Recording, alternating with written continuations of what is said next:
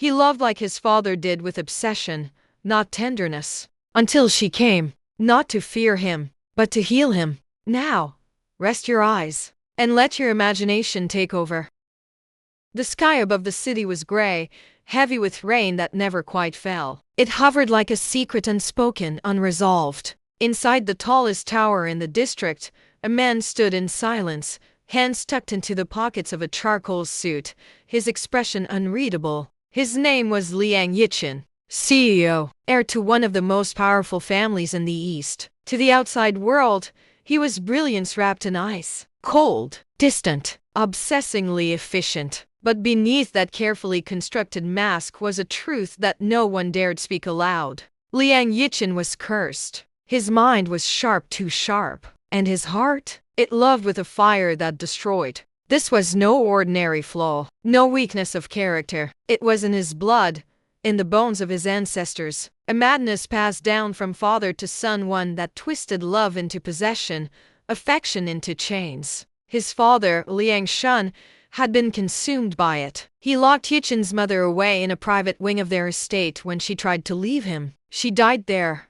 trying to escape. Some said she fell, others whispered she jumped. The official story was an accident. But Yichin knew better. He had seen the fear in her eyes before she vanished. He promised himself, I will never be like him. And yet, some nights, he dreamed of golden cages, of a soft voice begging to be let go. And when he awoke, drenched in sweat, the first thing he would do was lock all the windows in his penthouse. He feared himself more than anyone else did. But fate, or something far crueler, was not done with him. Far away, in a small, cluttered apartment lit only by a dim lamp and the glow of a cracked phone screen, Luna lay curled beneath a blanket, scrolling through chapters of an online novel. She had read this one before. A rich, twisted CEO falls in love with a sweet girl and locks her away to keep her forever. The usual cliché. But something about this one. It always left a strange ache in her chest. Her fingers hovered over the screen. The next line said,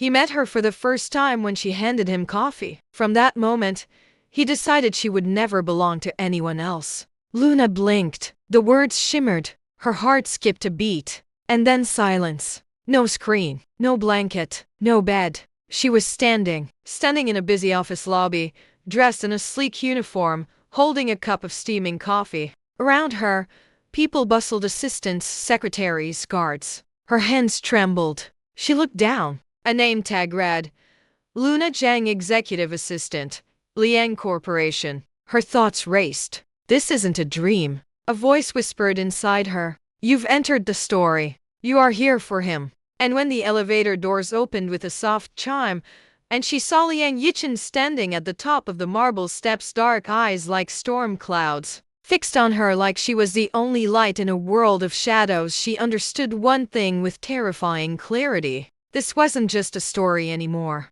It was her mission, her curse, her fate, to save the man who would one day try to lock her away.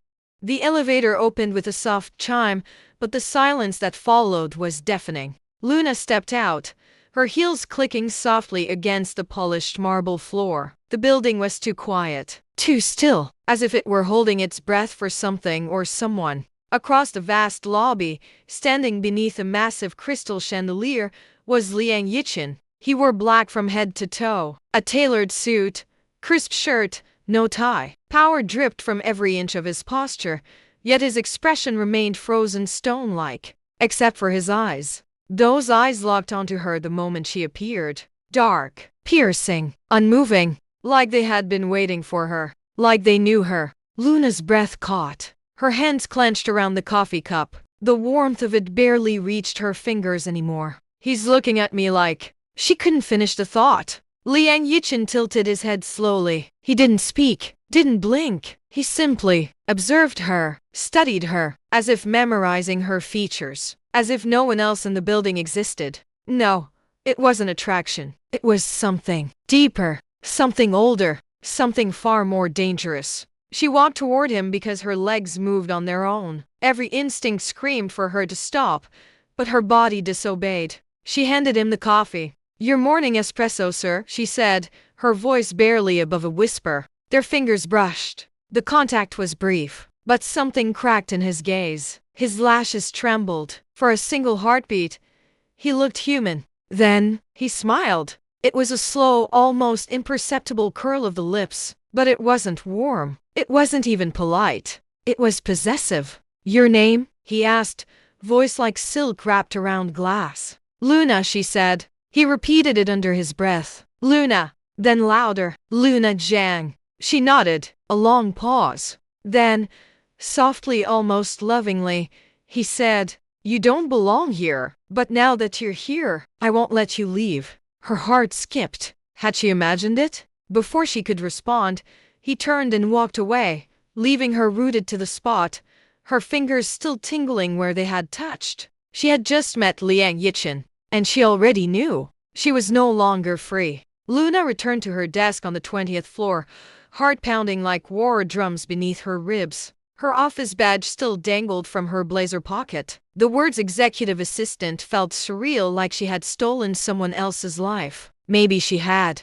She kept replaying his voice in her head. "You don't belong here, but now that you're here, I won't let you leave." He had said it so gently, like a vow, like a curse. She stared at her hands. They were still shaking. Just then, a low ding echoed behind her. The elevator again. She didn't turn. Didn't need to. She felt it. Someone was watching her. Not Yichen. This gaze was different. Colder, sharper, like the eyes of a predator circling a wounded bird. She slowly turned her head. A man in a dark blue suit stood at the far end of the hall. He was handsome, in a calculating kind of way, polished hair, perfect posture, the kind of smile that didn't reach the eyes. He wasn't looking at her. He was looking at the office behind her, the door that read, Chairman Liang Yichen. Then, his gaze slid to Luna. And there it was. Hatred. Pure. Undiluted. Masked by a charming smile, but not well enough.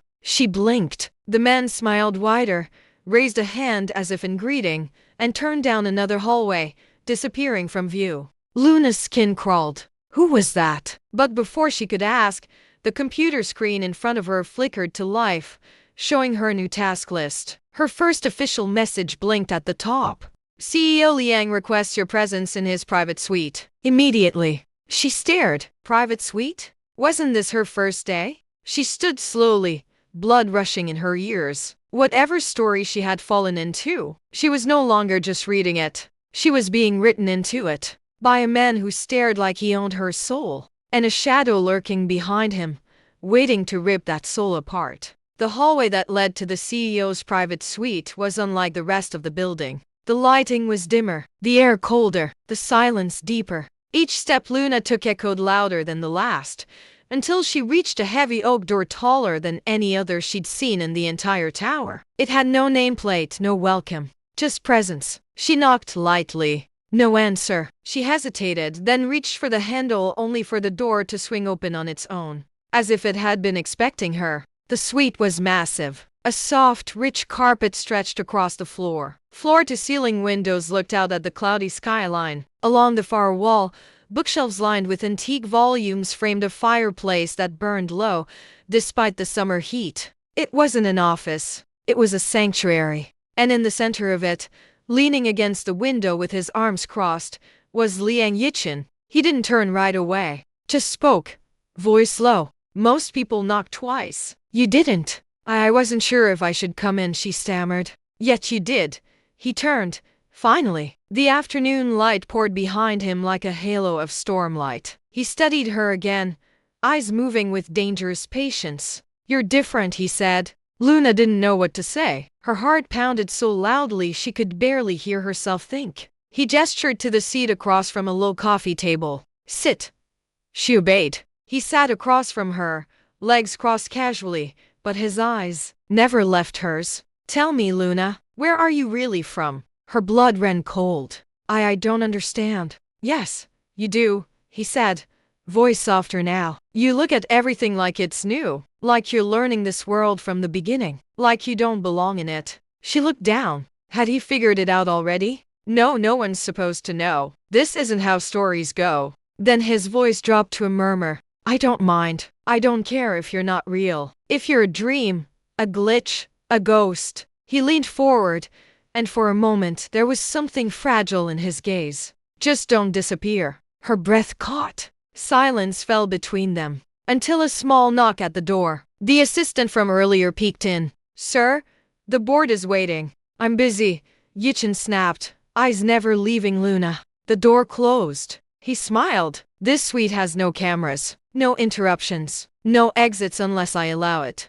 Luna's eyes widened. Was that a warning? Or a confession? Then he stood and walked to the wall behind her. She turned in her seat to follow him and noticed, for the first time, what was there. A series of framed photos. Not of him, not of his company, but of her. Dozens of them, taken from angles she'd never noticed. Her walking down the lobby, her reading a paper, her waiting at a traffic light, her bringing him coffee for the first time. She stood, heart slamming in her chest. When were these taken? He didn't answer. He didn't need to. He just smiled again. That same terrifyingly tender smile. "From the moment I saw you," he whispered, "I knew I'd never let you go." The next morning, Luna was organizing files outside the executive lounge when a young intern passed by and smiled politely. "Good morning, Miss Jiang." She smiled back. "Good morning." It was harmless, just manners. But she didn't notice the way the shadows behind the glass shifted, how someone had paused mid-step inside the suite. Minutes later, she was summoned. Again, inside the private suite, she found him seated behind his desk, fingers steepled, gaze icy. "Did you enjoy your conversation with the intern?" he asked without looking up. Luna blinked. "Excuse me?" "The boy, the one who smiled at you." She frowned. It wasn't a conversation. He just said good morning. "And you smiled." He finally raised his eyes. There was something sharp and possessive behind them, something barely restrained. "You smiled at him," he repeated, like he mattered, like he had the right to see your smile. Luna took a step back. "You're overreacting." "I'm not," he said calmly. "I'm calculating." He stood slowly, walked around the desk, and stopped inches from her. "You belong to me now, Luna. Every glance, every breath, every smile. I don't want anyone else to touch what's mine." "I'm not an object," she said, voice steady. His lips curved into something soft and dangerous. "No, you're a gift." He reached into the drawer and pulled out a sleek black folder. Inside was a contract. Marriage agreement. She stared at it. "I'm not joking," he said. "I never thought you were." He walked to the minibar, poured himself a drink, then said without turning, "If you marry me, I'll make you rich beyond anything you ever imagined. You'll have access to every account, every card. You'll never want for anything again. And no one will question why you don't leave the house." She looked at him, heart aching. So this was what love meant to him. Possession, protection, control. Not because he was evil, but because he didn't know any other way. She stepped toward him slowly. Her voice was low, gentle. "You know I'm not afraid of you, right?" He froze. She placed her hand over his on the crystal glass. "I knew from the moment I looked into your eyes that you were broken." He turned to her fully now, eyes searching hers. "Everyone fears me," he whispered. "Even my mother. She never loved me. She never wanted me. She used to scream when I cried, like my voice made her sick." Luna's heart twisted. "Then let me be the first," she whispered. "Let me show you what it feels like to be loved, without fear." Yichin said nothing, but his hand gripped hers so tightly it almost hurt, as if he were afraid she might disappear. Elsewhere in the city, far from the marble floors and velvet silence of Liang Yichin's empire, a young woman sat in the back of a crumbling apartment. Her hands trembled slightly as she opened a bottle of cheap medicine, counting the pills. Her name was Zhang Linhua, and she had escaped him, or so she thought. At first, waking up in her old body 2 years earlier had felt like a blessing. She had stared at her reflection in the mirror, untouched by trauma, her eyes not yet hollow from captivity. "I'm free," she had whispered. She avoided his name. She changed her number, took a small job in the records department under a different identity. Every time she passed the main tower of Liang Corporation, she lowered her head, holding her breath. She never wanted to see his eyes again. But life was cruel. Her boyfriend, her savior from before, had nothing.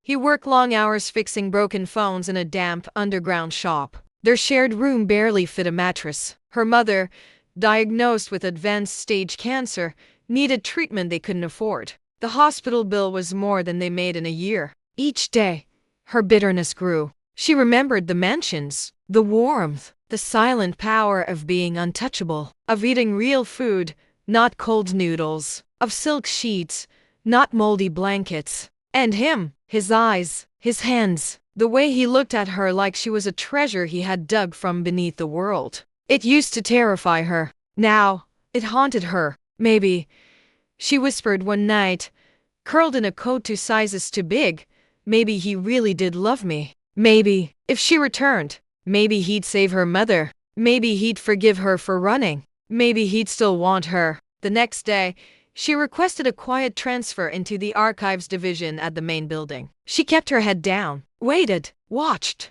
But then, she saw it. Him and her, standing so close in the private suite, his hand brushing the girl's cheek. He never looked at Linhua like that, never smiled so softly, never stared at her like she was sunlight. Her nails dug into her palm. Who is she? She watched the girl leave his office, heard her laugh low, nervous, saw how Yichin followed her with his eyes like she was the only thing keeping him breathing. Linhua's chest tightened. No, no.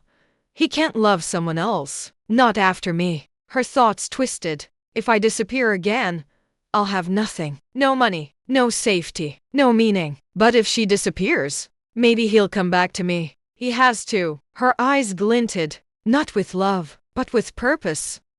The days that followed were quiet. Too quiet. Luna began to notice it during her walk to work. The way the same black car passed her every morning. How a figure sometimes paused near the coffee stand she liked. The shift in the air whenever she entered the executive floor, as if someone had been there a moment before her and left nothing but the faint trace of perfume. She said nothing to Yichin. He had been strangely calm these days. Gentle even. Ever since their moment in the suite, ever since she touched his hand and told him she wasn't afraid, he had started to change. He stopped demanding reports every hour. He smiled more. He even took her to lunch once, a quiet rooftop place with no one else around. It was progress. But something else lurked behind that peace, and she felt it strongest on Tuesday morning. She had just returned from delivering signed contracts to legal when she passed the records department, normally dark and silent. The door was slightly ajar, and inside, someone stood alone, flipping through an old file. A woman, petite, pale, hair tied neatly, face unreadable. She turned slowly, and their eyes met. It was brief, but something about her felt familiar. Off. The woman stared too long, then smiled too quickly and dipped her head before walking away down the corridor. Luna stood frozen. She didn't know her, but she recognized the expression. Pain, resentment, hunger. Down the hallway, Linhua walked with perfect posture, her steps soft. She hadn't spoken to Yichin yet. Not directly, but she knew where he spent every hour, what time he ate, who brought him tea. She didn't need to rush. That day, she slipped a sealed envelope into his inbox. Inside was a single Polaroid photo from 2 years ago. Her, sitting on the couch in his penthouse, smiling barely. Underneath it, a note in elegant handwriting. You once said I was your forever. Did forever already end? Yichin sat alone in his office. The city stretched endlessly beyond the glass, a sea of lights and noise,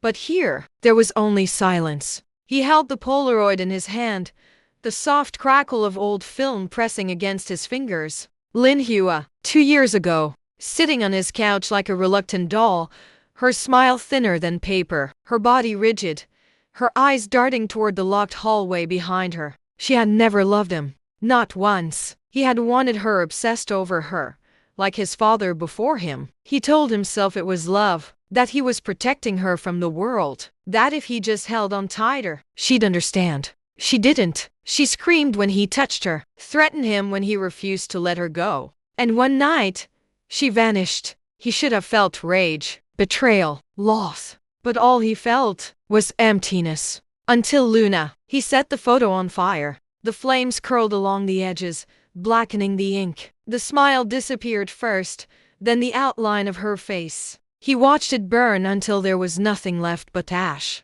You were never my forever, he whispered. Then he turned to his desk. A screen blinked softly, a live feed from the internal hallway. Luna was walking toward the garden balcony, carrying a tea tray. His expression softened, not because of obsession, but something quieter. She understood him. She didn't flinch when he spoke of madness. She didn't run from the shadows in his past. She saw the monster, and still touched his hand, still smiled, still stayed. He rose from his chair. If Lin Hua thought she could slither back into his life, she would soon realize he doesn't want the past. He wants what belongs to him now. And Luna was his. The company garden was quiet that afternoon, hidden on the rooftop behind high stone walls. It felt like a secret no one else knew. Luna sat on a stone bench, the late sunlight brushing her skin in gold. She was alone until she heard the familiar sound of polished shoes on gravel. She didn't need to look up. She knew it was him. "Did you follow me again?" she asked, voice soft but teasing. Yichen said nothing for a moment. Then, quietly, "I don't like it when I can't see you." She smiled faintly, still facing the flowers. "Is that because you're afraid I'll run away?" "No," he said. "Then why?" A pause. Then his voice, low and unexpectedly gentle. "Because when you're not near me, I feel like I disappear." She turned to look at him. This was not the cold, unreadable CEO the world feared. This was a man on the edge of something he didn't understand. "I used to believe," he continued, "that control was love. That if I kept someone close, made them mine, they'd never hurt me. And now?" she asked. "I don't know," he said. "But when you're here, I don't feel like I need to control anything." The wind brushed through the trees. She stood and walked toward him. "You've lived your whole life being feared, haven't you?" He nodded slowly. "And no one ever stayed. No one ever wanted to." She touched his hand again. He didn't flinch. "Then maybe," she whispered, "this time, you don't have to hold so tight. I'm already here." He stared at her like she was something impossible. Then, gently, he leaned forward, not to kiss her, but to press his forehead to hers. No chains, no cages, just silence, and skin and breath. And a storm held back just for her. The next morning, Luna found a small package on her desk. No note, no name, just a single velvet black box. Inside, a rose, deep red, flawless, except for a single thorn dyed with something faintly blue. She frowned. Was it a gift? A prank? She reached to pick it up, then paused. Something felt off. Very off. Later that day, she brought the box to the lab department on the lower floor, just to be sure. An hour later, the results came back. The thorn had been coated with a paralyzing agent. Not lethal, but enough to cause numbness and hallucinations if it pierced the skin. She stared at the report, heart racing. Someone had tried to send her a message. She didn't tell Yichen. Not yet, because part of her already knew who it was. Meanwhile, Lin Hua watched from the archive room's internal camera feed. She smiled faintly when Luna opened the box. She wasn't ready to hurt her. Not yet, but she wanted her afraid, unsteady, off balance. It was easier to crush someone when they were already falling. Her fingers tapped the table rhythmically, mind already planning the next step. "You took everything from me," she whispered. His eyes, his voice, his peace. She looked down at a photo on her desk. A faded picture of her mother in a hospital bed, and another her boyfriend, sleeping in a cluttered repair shop, dark circles under his eyes. He can't save me, but maybe Yichen still could. If she disappears, he will remember. He will return. He always does. Luna didn't sleep that night. She kept staring at the little box now hidden in the back of her drawer. The rose, the thorn, the poison. Someone in this building wanted to hurt her. But why? Who? By morning, she had made a decision. She was going to find out herself. Later that day, on her way to deliver files to legal, she passed through the archive floor, a rarely used wing of the building. As she turned a corner, she nearly collided with a woman. Same petite frame, same stillness, same unsettling eyes. Luna froze. The woman simply looked at her silently. It was like staring into glass, fragile, reflective, and ready to cut. Their eyes locked. Neither moved. The woman smiled faintly. Too faintly. "Sorry," she whispered, stepping aside. Her voice sent a chill down Luna's spine. Soft, familiar, too calm. Luna nodded, trying to move past. But as she did, she caught something just barely in the woman's hand. A medical brochure. STT, Helen's Oncology Clinic. The same clinic Luna had seen in Yichen's files. The one he donates to regularly. The one her mother was in the original story. Her chest tightened. It's her. She kept walking, but her back burned under the weight of the woman's gaze. She didn't need a name. She didn't need confirmation. She now knew with terrifying certainty. Zhang Linhua was back, and her silence was not peace. It was the calm before a storm. The boardroom was nearly empty. Yichen had stayed behind after a meeting, speaking quietly with one of the directors. Luna waited by the door, her arms full of documents. Then she saw her, Linhua, walking in like she belonged, her hair tied back in a simple braid, wearing a pale blouse, expression gentle, almost apologetic. Luna froze. Yichen turned. For a second, his face was unreadable. Then his voice dropped. Why are you here? Linhua gave a practiced smile. I didn't come to cause trouble. I saw your name on the meeting list and thought I'd return this. She held up a small fountain pen, one of Yichen's engraved with his initials. He took it silently. I never got the chance to thank you, she added, for everything you did back then. Luna's jaw tightened. Linhua glanced at her, and then, without turning away, she said, I see you've replaced me. A pause. Be careful, Yichen, she continued softly. She looks sweet, but so did I remember? Yichen's hand clenched around the pen. Luna felt heat rising in her chest, but she said nothing. Linhua turned her eyes to Luna directly. A sweet, venom-laced smile. Just, don't let him get too close. It's always worse when he falls in love. Then she walked out, calm, composed, as if she had just handed over a cup of tea. Luna stood still, breathing hard. Yichen looked at her, frowning. Luna, she stepped back. I'm fine. Don't believe anything I said I'm fine. Her voice cracked. He stared at her, but for the first time, she didn't smile back. And that scared him more than anything Linhua had said.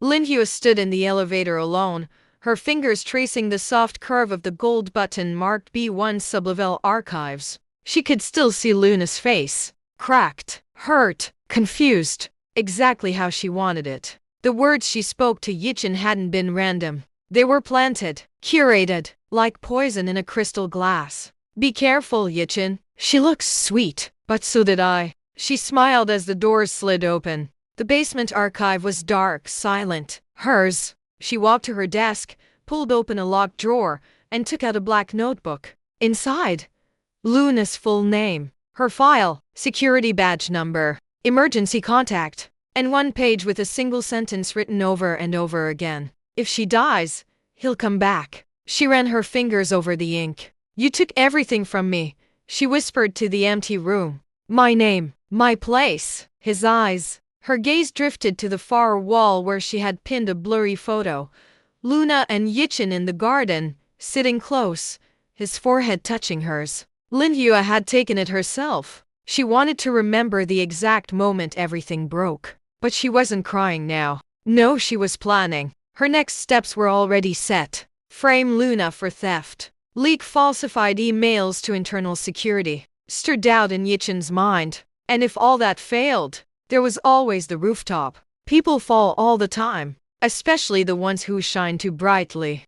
It was raining. The kind of slow, quiet rain that soaked everything in silence. Luna sat at her desk, eyes dull, fingers unmoving on the keyboard. She hadn't spoken to Yichen since the confrontation with Linhua. She didn't know how. She wanted to believe in him, but part of her wondered, what if she still lives in his heart? That night, when she returned to her apartment, she found a box waiting for her. No label. Inside, a music box. Silver, old-fashioned. She opened it. It played a haunting lullaby, one she had never heard before, but somehow felt. Under the lid, a note written in Yichen's handwriting. I never knew what peace sounded like, until your voice filled my silence. Tears welled in her eyes. She clutched the box to her chest, whispering, I don't want to doubt you. But doubt was already growing roots. Elsewhere, in the server room 3 floors below, Linhua inserted a flash drive into Luna's backup terminal.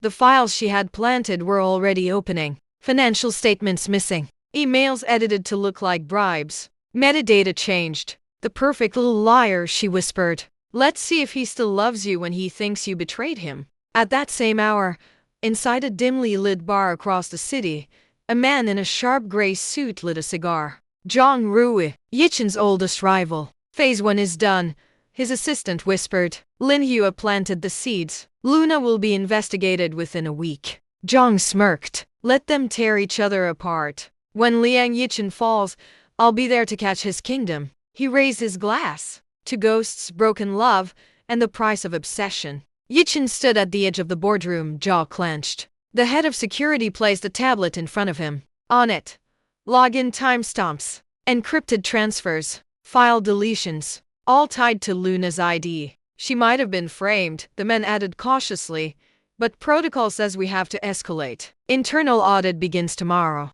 Yichen's hand curled into a fist. He didn't believe it. He couldn't, but the evidence was precise. Too precise. He knew this pattern. Lin Hua. He stormed out of the room, heart pounding. He had to see her. Luna was in her apartment when the knock came. He entered without a word. She stood up slowly. Yichen, tell me it's not true. His voice was cold, not angry, just afraid. She blinked. What's not true? He tossed the tablet on the table. Security breach, financial files, access logs, from your terminal. Her eyes widened. You think I would steal from you? He didn't answer. That silence broke her. I see, she said quietly. She stepped back, her voice trembling. I trusted you with my heart. I told you I'd never leave. He stared at her, but didn't move, didn't deny, didn't protect. That was worse than a slap. She whispered, you said you were different from your father, then walked past him, the music box still on the table. That same night, in a private lounge far from the city lights, Zhang Rui raised a glass as Lin Hua entered. She didn't sit. He smiled. You did well. She didn't smile back. I didn't do it for you, she said. I did it for my mother. And what about Yichen? Her jaw tightened. He leaned closer. Help me destroy him, and I'll help you become the woman he begs to have back. Her eyes darkened, not with love, but with the hunger for revenge. She nodded once. Deal made. War begun. The office lights had dimmed for the night. The halls were quiet, empty. But Luna was still there, alone, not crying, not afraid, but awake, very awake. She sat in the internal IT department, staring at a screen full of code and access logs. Her badge had been used to log in during hours she wasn't even in the building. The timestamps didn't match her own calendar. She didn't need proof anymore. She needed a path. If someone framed me, she whispered, they must have had access to my device. She pulled her tablet from her drawer, scanned it. There,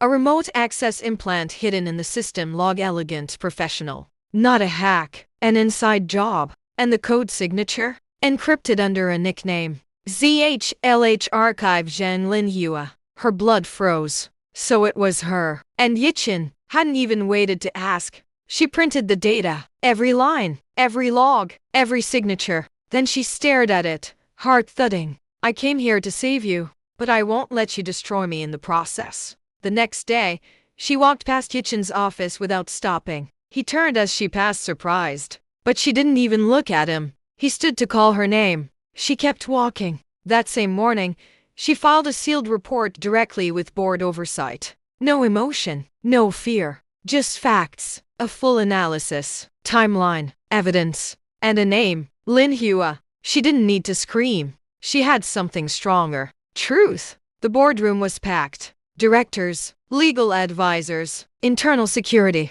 And in the center, Luna, standing tall, holding a thick report in her hands. Across from her, Lin Hua sat silently, her eyes narrowed, arms crossed. Yichen stood beside the chairman, lips tight. Then, one by one, the truth unfolded. The fake login timestamps, the implanted malware, the altered financial records, and the archive access code.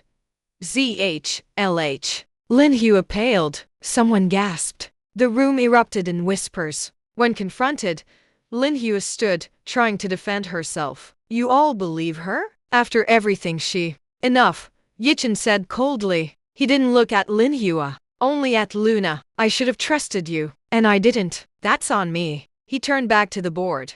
Zhang Linhua is no longer welcome in this company. Security stepped forward. As they took her away, she glanced back expecting hesitation. But Yichen didn't even blink. That evening, the sun was setting, and Yichen waited outside Luna's apartment, holding a bouquet of white lilies. When she stepped outside, he didn't speak at first. He just looked at her like she was the only real thing in the world. I ruined everything, he said softly. But I've never felt what I feel when I look at you. Not once. Not ever. She stared at him. You hurt me, she whispered. I know.